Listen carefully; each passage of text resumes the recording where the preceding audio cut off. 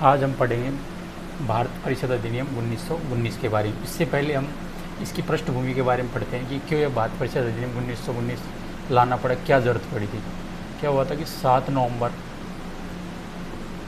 1917 को रूसी क्रांति की क्या हुई थी, समाप्ति हुई थी तथा लेनिन के नेतृत्व में रूस में समाजवाद की स्थापना हुई थी, जिसमें सोवियत संघ, जो वर्तमान में जिसे क्या बोलते हैं, रूस बोलते हैं, इस सोवियत संघ की क्या होती स्थापना हुई थी। तथा इन्होंने क्या किया कि चाइना, सोवियत संघ ने उस समय चाइना और एशिया, इसमें जितने भी साम्राज्यवादी सरकारें थी उन सबको क्या किया, समाप्त करने की ठानी, इस सब जगह समाजवाद की स्थापना हो। ठीक है, तो ब्रिटेन कभी नहीं चाहता था कि भारत में भी ऐसा हो, कि भारत में भी क्या हो, ऐसा हो कि भारतीय लोग प्रशासन में, ब्रिटेन के प्रशासन में भागीदार बने। ठीक है, और उस समय जो कांग्रेस का नरम दल के नेता थे वो भी ब्रिटिश अधिकारियों से क्या थे, खफा थे, एक प्रकार से नाराज़ थे।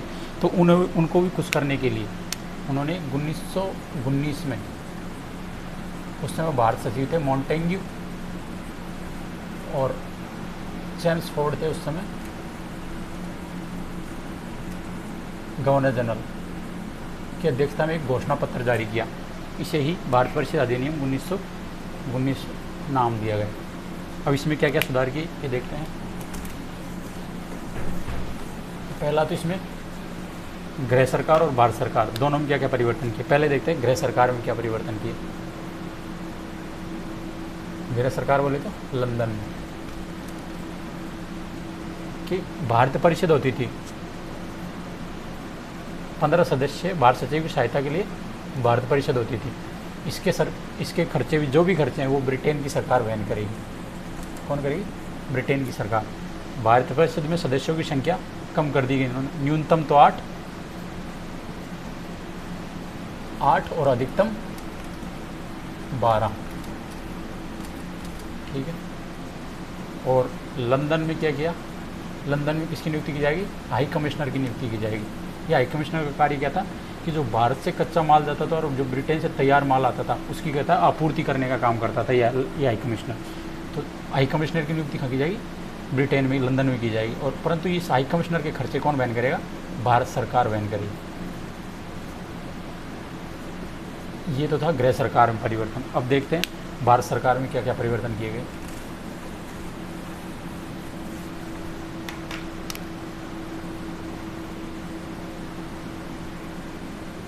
भारत सरकार में पहला देखते हैं इसमें केंद्र में क्या क्या परिवर्तन किए गए। केंद्र में क्या क्या परिवर्तन किए। पहला कि गवर्नर जनरल की कार्यकारी परिषद होती थी 8 सदस्यों की, उसमें 3 सदस्य भारतीय होंगे। ये इसमें क्या गया, निर्धारित किया गया कि 8 में से 3 सदस्य भारतीय होंगे।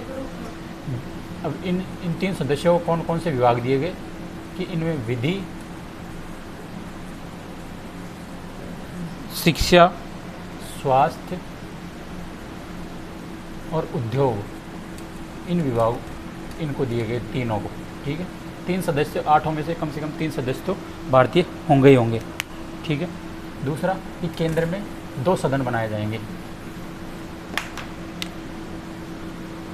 केंद्र में 2 सदन होंगे। कौन कौन से?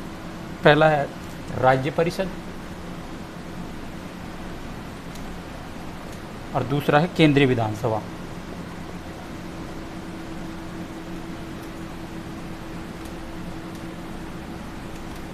इस राज्य परिषद में सदस्यों की संख्या होगी 60 और इसमें होगी 145।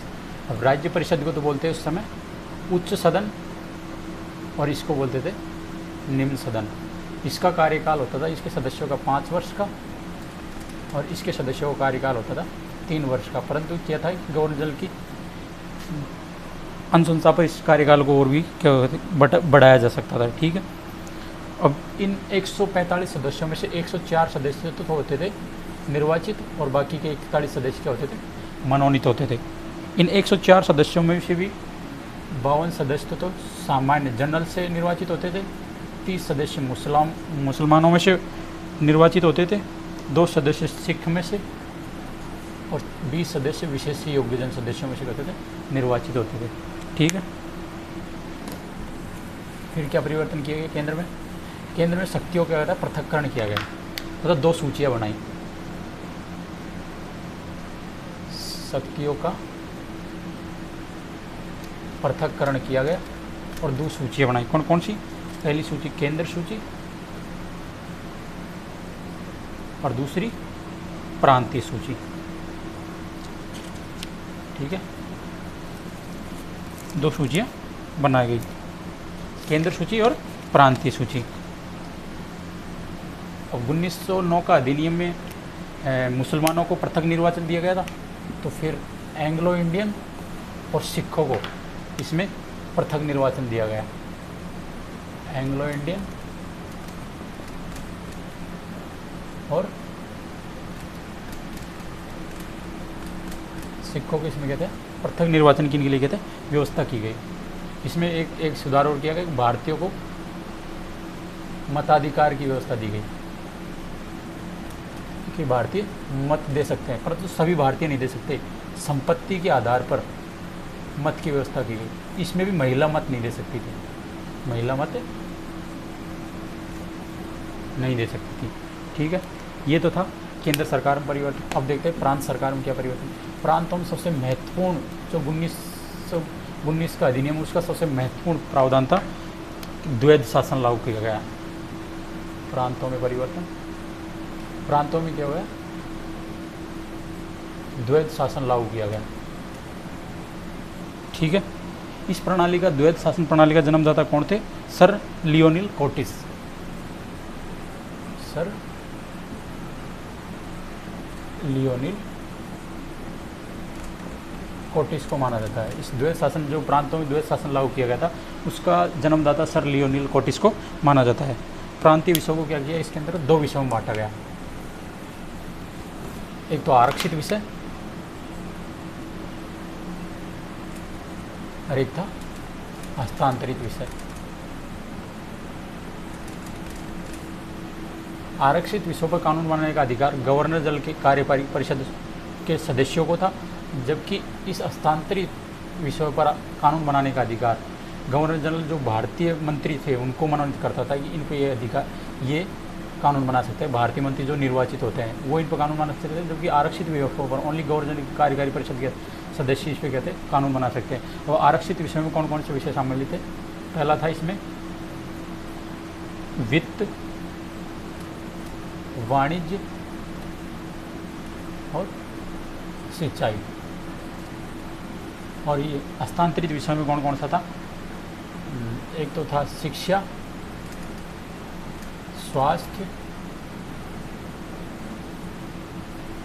कृषि और उद्योग।